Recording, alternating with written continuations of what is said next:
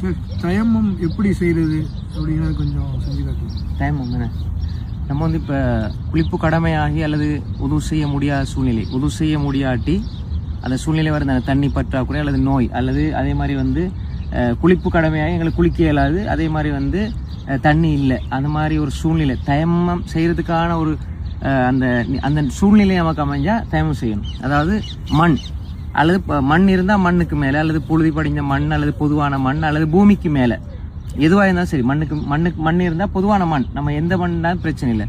இப்படி அடிக்கணும், இப்படி அடித்து பாருங்க, அடிக்கணும், இப்படி அடித்து சரியா. இதில் புழுதி எதுவும் தூசி புழுதிகள் இருந்தால் பூண்டு ஊதிக்கலாம். அப்படி இல்லைண்டா என்ன செய்யணும், முகத்தை நல்லா இப்படி செய்யணும். முகத்தை நல்லா ஒரு முறை தான் செஞ்சுட்டு இந்த இடது கை தானே, இடது கையில் வலது கை ஒரு இது, வலது கையால் இடது கையை ஒரு இது, அவ்வளோதான் தயமம், அவ்வளோதான்.